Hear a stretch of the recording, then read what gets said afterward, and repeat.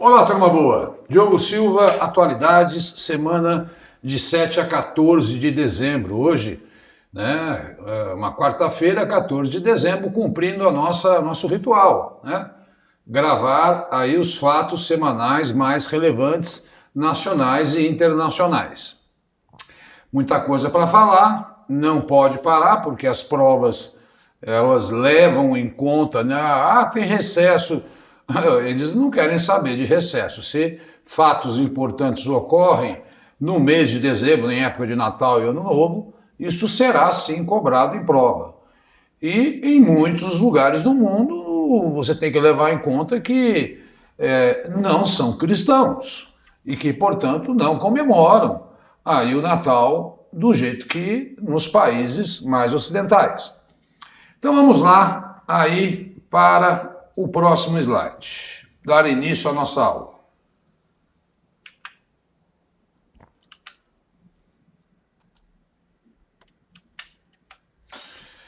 Esses são os nossos endereços, quer dizer, o meu endereço pessoal. A gente sempre sugere que você nos siga, eu sempre gravo para avisar que lá no Instagram que a aula está pronta e no canal. Esse é meu WhatsApp, onde as pessoas me procuram preocupadas e interessadas com os livrinhos. Esse é o canal do meu YouTube, né, que a gente sempre pede para você seguir, divulgar. O que você puder divulgar para a gente é sempre importante para o canal Vencendo e para o professor Diogo.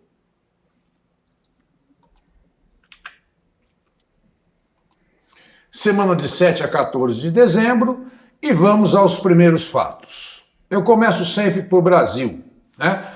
Um detalhe importante.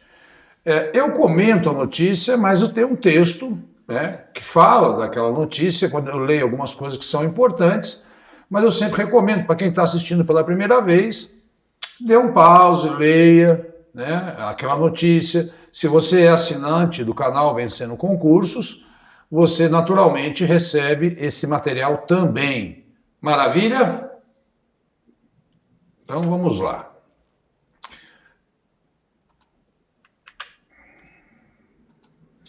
Uma estatística publicada pelo IBGE. 1,8 milhão de brasileiros foram assaltados em 2021, diz IBGE. Celular e dinheiro em espécie são os bens mais roubados dentro e fora de casa. O uso de arma de fogo é mais frequente nos roubos de carro e moto. O que é legal dessa pesquisa? O que é trágico dessa pesquisa são duas coisas. Primeiro, você atentar para que eventualmente uma pergunta venha ser feita, o que se rouba mais dentro e fora de casa, celular e dinheiro, e com arma de fogo é mais carro e moto, né? Legal, deixa eu sair daqui, você olhar, né, os dados aí com muita calma e ficar atento a essa pegadinha, né? O que mais é roubado, como é que é mais roubado, né? E a quantidade, sem dúvida nenhuma, celular hoje é o grande drama. Acabei de ler a reportagem da máfia da bicicleta no centro de São Paulo. Agora, também levemos em conta que esse número deve ser subnotificado, porque muita gente sequer faz o boletim de ocorrência aí. Mas é muita gente, e a gente atribui isso àquela questão sempre social que o país vive.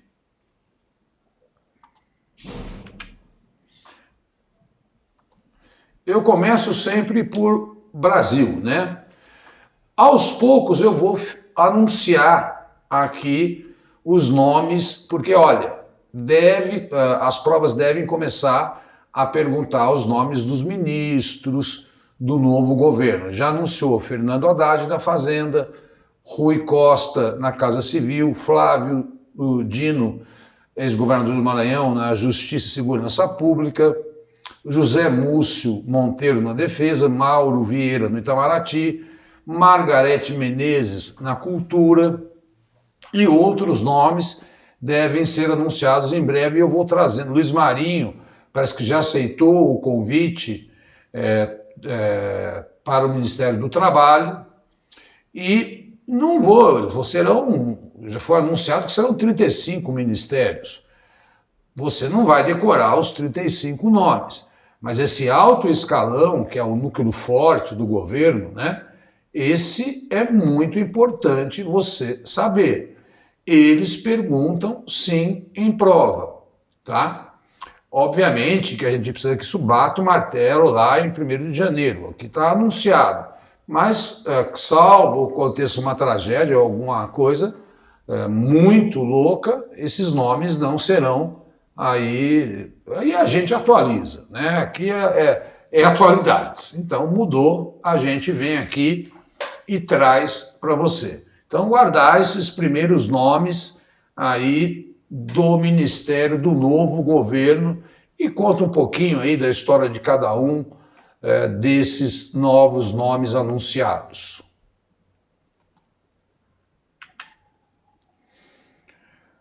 Bom, houve aí a diplomação no dia 12 de dezembro, na segunda-feira, e o que é essa diplomação? Então, saindo daqui, né, os chamados diplomas são assinados, estarão habilitados para exercer os mandatos. É uma formalidade que acontece, dizendo o seguinte, olha, a gente agora consagra com esse diploma aí que o presidente pode tomar posse, né?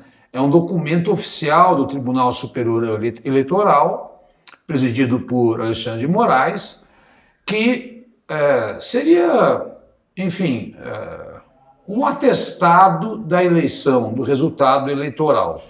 Eu deixei no negrito para que vocês aí vejam, né, direitinho o que é mais importante.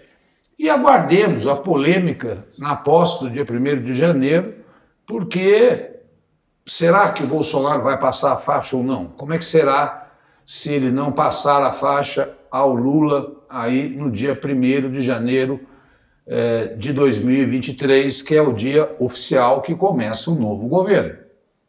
Então, é uma formalidade jurídica, né? A cerimônia foi transmitida, o Lula chorou, acho que muita gente viu essa informação, tá? Mas ela marca, teoricamente, o fim do processo eleitoral. Aqui eu quero muita atenção de você. O governo editou e eles perguntam em prova o valor do salário mínimo. Então, o governo Bolsonaro, na segunda-feira, antes de ontem, aumentou o salário mínimo, que é de 1.212 para 1.302. Ocorre que está sendo votada a PEC da transição. E o governo federal quer destinar um maior aumento, quer chegar em 1.320. Se essa PEC for aprovada, eu volto aqui e falo, olha, o novo salário mínimo é de 1.320. Eu não vi uma, nem duas, nem três. Eu vi mais de 10 questões de prova perguntando qual era o valor do salário mínimo no Brasil. Por enquanto, né, deu um aumento real de 1,5, mas o governo federal quer chegar em 1.320. A gente vai ter que estar trabalhando com esses números. Então, vamos ficar atento, né? Se vai ser 1.302 ou 1.320. Atualidades é isso. Por isso que eu sempre digo, assistam às aulas anteriores, né? Eu mesmo vou prestar um concurso aí no dia 8 de janeiro, é um concurso para me transformar em professor oficial da Prefeitura de São Paulo. Vou passar o dia 24 estudando, o dia 31 estudando, então não é hora de parar. Você pode até diminuir o ritmo para ficar com a sua família, mas com os editais saindo aos borbotões, como eu tenho dito, acabou de sair do Ministério Público, oficial de promotoria, né? Infelizmente não vai cair atualidades, mas para analista cai, e são 10 questões. Chama muita gente, é um concurso que chama muita salário mais de 7 mil reais, e ele, se você para de estudar agora, complica a sua vida.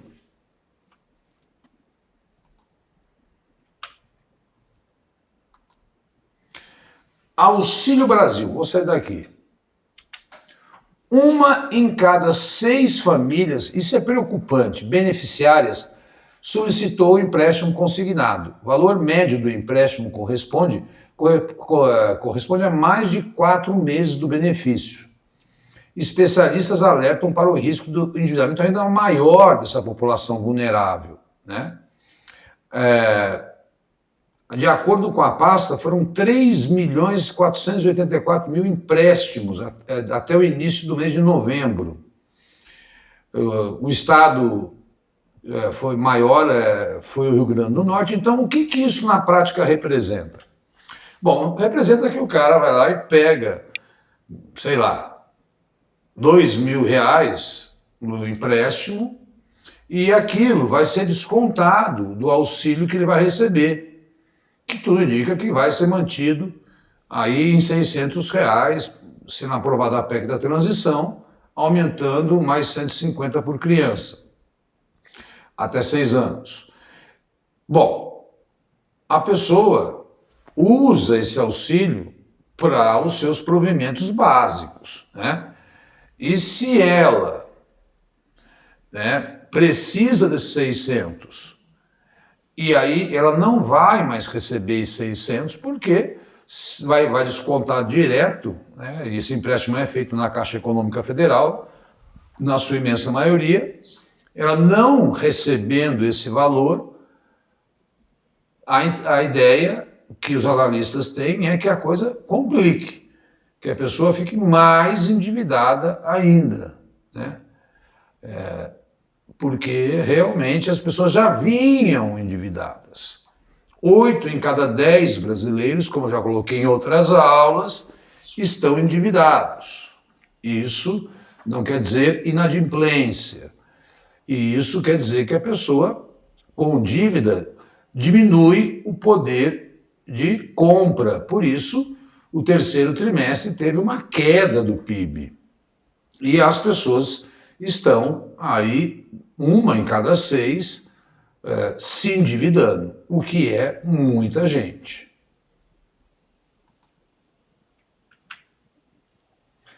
Bom, logo após, e assim talvez tenha sido o clima mais tenso, eu entendo o seguinte: por que você é contra o Bolsonaro? Não tem nada disso, né? É que na segunda-feira, no mesmo dia da diplomação, talvez tenha sido o dia mais quente aí das manifestações. Eu abordo manifestações em todos os países, né? E tenho que tratar das manifestações do Brasil. Não posso deixar de abordar. O que a gente viu em Brasília, na noite da segunda-feira, foi algo assustador.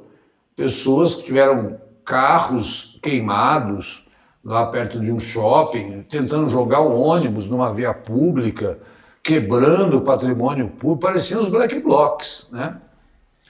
Contrária à prisão de um líder,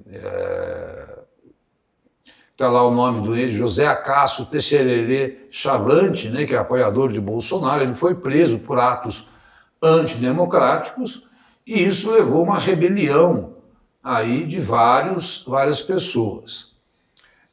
A Polícia Federal está investigando, porque isso não pode passar impune. Afinal de contas, inocentes tiveram seus bens aí, digamos assim, destruídos. Lembrou muito o 6 de janeiro, né, quando o Biden tomou posse, e ali também era uma espécie de diplomação do Biden, invadiram o Capitólio. São extremistas, a gente sabe, são pessoas muitas vezes até pagas, né, e que acabam cometendo essas insanidades num regime democrático, né? E aí isso vale para todos os lados. A violência do outro lado também tem que ser condenada e avaliada judicialmente. Isso não tem o que saber, não tem o que fazer. A gente não tem que tomar lado, né? Nós temos que saber quais são as manifestações e trazer para vocês aqui como eu vou falar de manifestações e falo de manifestações do mundo todo. Bom, aquela sessão que eu inventei agora, manchetes.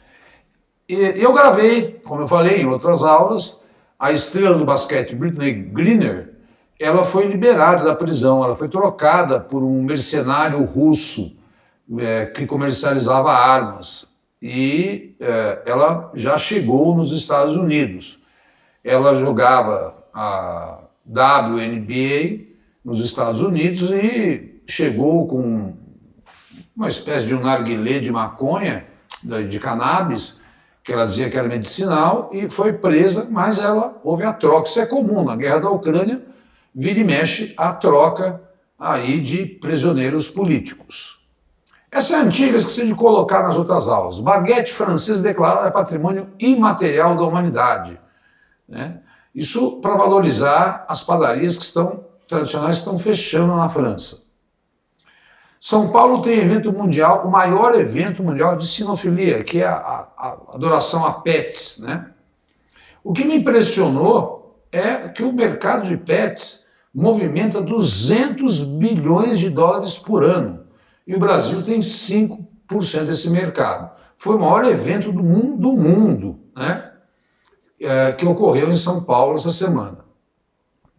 A Amazon é a maior anunciante do mundo em 2002, investiu 16 bilhões em publicidade. Tá? Tem a listinha depois das outras empresas. Coreia do Sul vai mudar o cálculo de idade dos cidadãos e vão ficar mais jovens. O sistema atual, que deixará de valer em junho de 2023, atribui a pessoas um ano ao nascer. E depois adiciona a cada 1º de janeiro, em vez um ano, né? Em vez do aniversário, né? Então, a pessoa sempre fica mais velha lá na Coreia do Sul. E isso está dando uma certa confusão com, enfim, a relação do sul-coreano com o mundo, que existe um padrão. E eles vão alterar esse sistema de cálculo de idade, fazendo valer aquilo que é o normal. Nasceu naquele dia, vamos contar aí pelo calendário gregoriano, né, que é o que nos rege, enfim, a idade normal das pessoas. Leões do Atlas dão pausa na insatisfação popular no Marrocos. Euforia por classificação inédita das semifinais deve dar trégua aos protestos contra o alto custo de vida e repressão no reino. Marrocos vinha sofrendo uma série de protestos, e aí protestos como em vários países do mundo que estão vivendo uma alta da inflação em decorrência da pandemia, da guerra da Ucrânia, da crise energética, mas acho que foi uma sensação geral, né? Marrocos aí que foi eliminado. Infelizmente, afinal, fica entre Argentina e França. Mas, veja como o futebol, como dizia já, é o ópio do povo, né? E é legal saber que eles são o símbolo do país, o leão. Entro agora nas questões internacionais. Nova presidente do Peru, Dina Boluarte, admite considerar antecipar as eleições. Pedro Castillo, que foi preso, era presidente do Peru e foi responsável por dissolver o parlamento do país e convocar novas eleições. O Pedro de Castillo tentou dar um golpe. Tentou dissolver o Congresso e convocar novas eleições. O Congresso não aceitou. E assim, golpe funciona, entenda uma coisa, quando tem apoio militar. Por que na Venezuela, o Maduro, se fala, tem 2 governos, alguns não reconhecem o Maduro e tal, ele se mantém no poder. Ele se mantém no poder porque ele tem apoio dos militares. E o Pedro Castillo não conseguiu esse apoio. Resultado, ele está preso, né? Exatamente hoje, a vice-presidente que assumiu, anunciou que vai antecipar as eleições para o final de 2023. O Peru está numa grande confusão social, porque é um país dividido. Os apoiadores de Pedro Castillo, que prometia ser uma coisa bem diferente da história do Peru, por ser um camponês, um professor e tal, mas envolvido em vários escândalos de corrupção, ia sofrer um impeachment, tentou dissolver o Congresso, não conseguiu, foi preso por tentar dar um golpe, está preso, vai ser julgado em breve, né? Assumiu a vice-presidente, o país entrou em polvorosa, exatamente hoje ela resolveu decretar por 30 dias estado de emergência, o que na prática significa impedir as pessoas de ir e vir, e também coloca o exército na rua porque o país está dividido. No texto que eu quero que você leia com calma depois, deixa eu sair daqui, existe lá, são 10 pessoas passaram a governar o Peru nos últimos anos, né? 3 já sofreram impeachment, 1 se matou, 8 foram presos, envolvidos em esquemas de corrupção, né? Então, uma coisa muito louca, né? O Peru não tem o Congresso unicameral, então não tem, que nem no Brasil, Câmara e Senado, é uma Câmara só. E a Dina Boluarte, que é considerada uma briga de esquerda caviar, percebendo que para tentar apaziguar o país que vive essa instabilidade, tomaram o aeroporto, né, de Lima, resolveu decretar estado de emergência e Pedro Castillo foi destituído. A vida política do Peru não anda nada bem há décadas, pelo que está se apresentando. Mas uma pena, porque ele parecia ser um líder popular de muito carisma, né? Mas se envolveu em corrupção. Aqui tem uma certa mentirinha minha. Já tem 2. Irã realiza, porque quando eu fiz o slide, né, primeira execução relacionada a protestos contra o regime. Enforcou um homem por ferir um agente de segurança e enforcou já 2. Né? Esses enforcamentos são em locais públicos. Esse segundo matou 2 agentes de segurança do governo e foi enforcado, o que leva a uma série de críticas, porque essas coisas são feitas em praça pública. É óbvio que ele também não, esse cara matou 2, esfaqueou, o segundo esfaqueou 2 agentes de segurança, mas o Irã, desde setembro, nunca viu tantos protestos contra o seu governo e as coisas não param. São mais de 1.000 presos, mais de 400 mortos nos confrontos com a polícia iraniana e a coisa vem se arrastando. Um regime praticamente autocrata, né, que impõe a lei da Sharia, que é a lei muçulmana, sobretudo em relação às mulheres que não podem usar roupa rasgada, não podem usar bermuda, né? E em vários países, mas no Irã existe lá uma polícia moral que age na sociedade e isso está levando a enormes confrontos. Olha, isso é o que nós conseguimos levantar como notícia, porque o Irã não oferece uma liberdade de imprensa para o mundo ocidental.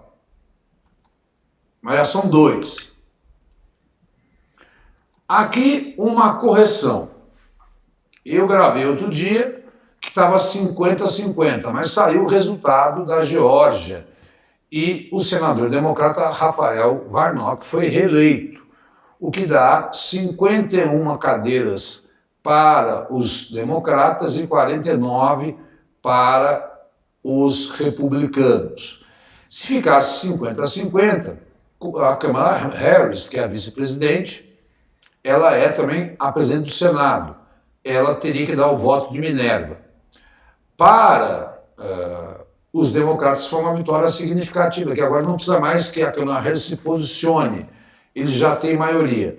Perderam a maioria na Câmara dos Representantes, que é a Câmara dos Deputados. Não ainda, lá é muito demorado o processo eleitoral, eu fiz a última pesquisa hoje, para trazer para vocês como é que está o placar entre democratas e republicanos. Assim que eu tiver esse placar, eu trago, mas eu posso adiantar que eles já conseguiram mais de 200 os republicanos. Isso vai dificultar muito a vida do Biden, porque os republicanos têm maioria na Câmara dos Representantes.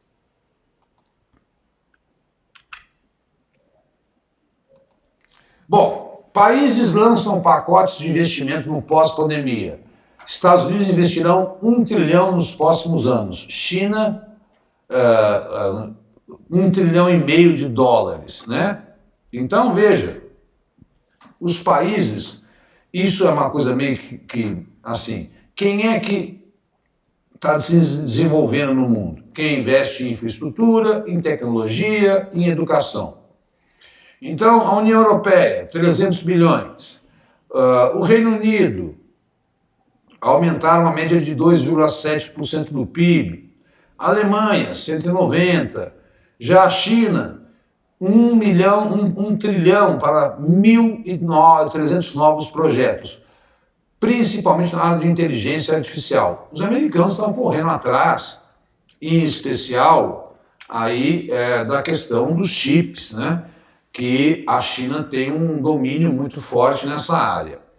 E os americanos estão botando muito dinheiro nisso. A China, por sua vez, você tem que sempre guardar, investe na famosa Rota da Seda, interligando os continentes asiáticos, africanos e europeus. E até mesmo investimentos aqui na América do Sul, na Argentina e no próprio Brasil, né? Então, esses investimentos são estatais e eles visam aí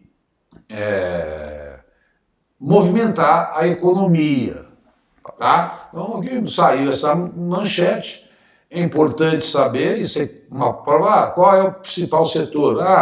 Tecnologia e infraestrutura. Aí eu te chamaria atenção se eventualmente qualquer pergunta vier nesse sentido mais geral. Focando para a infraestrutura, estou falando de aeroporto, porto, ferrovia, tá? Isso aqui é entendido como infraestrutura. Olha aí a novidade, startup do Japão, chama, como é que ela chama? Tem o nome dela aí, daqui a pouco eu já acho aqui. Bom, tá aí no meio. Startup lança missão espacial com foguete da SpaceX e tenta ser a primeira empresa a pousar na Lua. Agências nacionais dos Estados Unidos, Rússia e China conseguiram pousos suaves no vizinho mais próximo da Terra no último meio século. Mas nenhuma empresa particular fez isso, né? E aí, o nome dessa expedição é Hakuto, refere-se ao coelho branco, que vive na Lua no folclore japonês, em contraste com a ideia de um homem na Lua. Então, o ano que vem é o ano do coelho no calendário asiático, e essa empresa lançou lá do Cabo Canaveral, né, essa missão, e-Space é o nome da empresa, tá? E ela fez isso com financiamento privado. Ela lançou dos Estados Unidos, mas é uma empresa japonesa.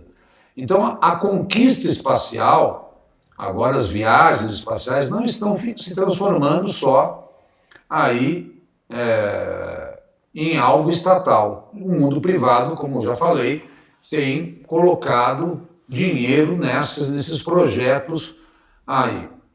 Com financiamento, tem um contrato com a NASA para transportar cargas úteis, último parágrafo, a partir de 2025, e pretende construir uma colônia lunar permanente até 2040. Né? o homem querendo conquistar e conhecer melhor o espaço. O que há de inovador, e por isso entrou nessa aula, por ser uma empresa privada. Conflitos que nunca aparecem. A gente fica só olhando para a guerra da Ucrânia. Mas conflito no Iêmen já matou mais de 11 mil crianças desde 2015. A Unicef publicou agora na segunda-feira, dia 12 de dezembro. É uma briga entre os Houthis, apoiados pela Arábia Saudita, que são sunitas, contra uma outra etnia que é xiita, muitos deles apoiados pelo Irã.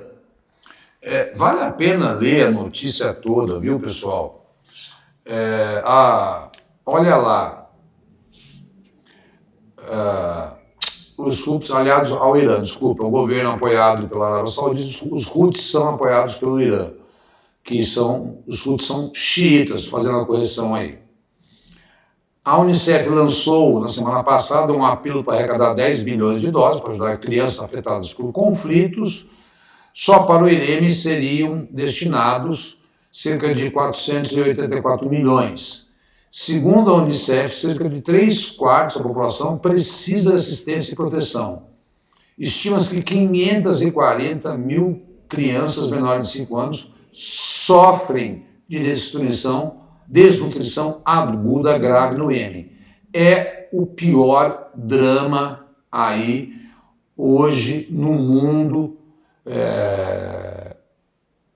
digamos, de guerra civil, é o do Iêmen. Mas tem a Venezuela, tem a Ucrânia. Não, no Iêmen é considerado pela ONU o pior problema do mundo aí hoje, essa guerra civil, que numa região super importante, ali perto do canal de Suez, onde esse conflito assusta o mundo, mas é pouco noticiado. A gente sabe que as provas gostam de perguntar dados aí sobre esses outros conflitos, porque os manjados você já acompanha pela notícia, né? Pelo noticiário. Olha, existe, e aqui eu explico com calma também, um grupo chamado Grupo Wagner, que foi um ex-oficial russo que montou, que é um grupo, digamos assim, que luta mercenários que lutam ao lado da Rússia. Eles, aqui conta toda a historinha, entrou em combate em 2014, lá quando anexou a Crimeia, chama Grupo Wagner, porque é o nome desse soldado, Dmitry Utkin, lá tem essa história, né? Mas esse grupo, pessoal, ele já participou e participa, eles vendem, né? Na Síria, já participou de conflitos na Líbia, já participou na República Centro-Africana, está no Sudão. São mercenários treinados, armados, muitas vezes contratados pelos próprios governos. A Rússia nega que esse grupo Wagner esteja lutando, principalmente na região de Donetsk, né, Lugansk, Kherson, ali em Mariupol, no leste. Eles lutam aí e eles fazem aquelas coisas, eles atacam os russos para dizer que são os ucranianos. Eles simulam, se vestem de ucranianos para justificar o ataque russo. Então é importante saber que existe esse grupo por detrás dessa guerra entre os dois estados, Ucrânia e Rússia, chama Grupo Wagner, mas que não atua só lá. São mais de 5 mil soldados agindo aí, 5 mil mercenários operando em todo o mundo. Eu achei interessante que vocês soubessem que não é uma guerra só entre os dois estados. Tem o envolvimento de outros países, mas também tem esses mercenários que, claramente, toda a apuração nossa sabe que eles apoiam a Rússia. Bom, só um aspecto, a guerra na Ucrânia continua, os ataques continuam acontecendo principalmente em toda a Ucrânia, atingindo regiões de infraestrutura elétrica, no inverno que está com -5, e nós não temos nenhum dado novo, por isso eu trouxe só essa informação a mais para completar, que é a existência desse grupo mercenário. Mercenário é aquele cara que vende a sua força militar, mas a guerra lá continua no mesmo patamar, tá? Com o desastre acontecendo por conta do inverno. Mas a Alemanha, você também conseguiu se livrar da dependência do gás russo. Vamos aqui. Em efeito inédito, os Estados Unidos anunciam avanço de produção de energia limpa baseada na fusão nuclear. Aplicações práticas do processo, contudo, devem demorar muito tempo para serem implementadas. É diferente, né, da fissão nuclear. A fusão teria um impacto ainda menor no meio ambiente se implementada em escala comercial. É muito louco isso, né? Mas energia nuclear é energia limpa, porque ela não gera nenhum efeito de gases, efeito estufa. O problema é o que fazer com o lixo atômico. Mas a fusão, que é um processo químico diferente, não produziria tanto lixo atômico aí, né? Há um outro problema também em relação à busca por energias limpas no mundo hoje, que é o que fazer com as baterias de lítio e cobalto nos carros elétricos, porque só 10% é reciclado. Vamos partir para energia limpa, energia elétrica. E aí, ok, o que eu faço depois com esse lixo? Então não basta buscar alternativas, lógico, a solar, a elétrica, né, a eólica, essas não produzem lixo aí, mas os americanos conseguiram desenvolver essa tecnologia de fusão nuclear. E aí, que é diferente de fissão. Fissão é quebra e fusão é junção. Não vou entrar no processo físico-químico aqui, mas é uma forma de você conseguir energia limpa sem poluir tanto, mas é tecnologia que os caras desenvolvem, mas demoram décadas para conseguir comercializar esse tipo. Mas já é um passo importante. Pessoal, agora eu acho que é necessário, sim, eu comentar sobre a importância dos livrinhos de atualidades e questões, já que nós estamos encerrando o ano e os editais cobram assuntos de 2022. Os livros 4, 5 e 6, eu vou separando por temas, né? Deixa eu fazer minha cabeça aqui. O 6 é de setembro a julho, o 5 de julho a maio, o 4 de maio a março, o 3 eu não coloquei aqui, mas é de março até fevereiro, por aí. E eu vou pegando e faço 5, que é 50 questões de Brasil, 50 questões de mundo, e as comento. O grande valor é o comentário, né? E para a sua felicidade, eu acabei de soltar o livro 8. O 7 vai aí de julho a setembro, e de setembro a dezembro eu fiz o 8 e consegui fazer 130 questões, 60 de Brasil e 70 de mundo. Tá? Então, são muito importantes, assim, a gente só recebe notícia de Diogo, das 6 questões, 2 estavam na aula e 4 estavam no livrinho. Toda semana, hoje eu vendi para o Rio de Janeiro, outro dia eu vendi para o Ceará, 088. Assim, eu não vou lembrar porque é muita gente, todo dia mandam mensagem no WhatsApp, e se a pessoa adquire mais de uma, eu faço um descontinho de Papai Noel para você aí. Dá muito trabalho. Esse 8 aí tem 136 páginas. É muita coisa comentada. E eu acho que não, tenho convicção, não existe no mercado isso. É uma coisa que os alunos me pediram, eu não fiz isso porque eu quero fazer um jabá, de que eu tenho esse material e tal.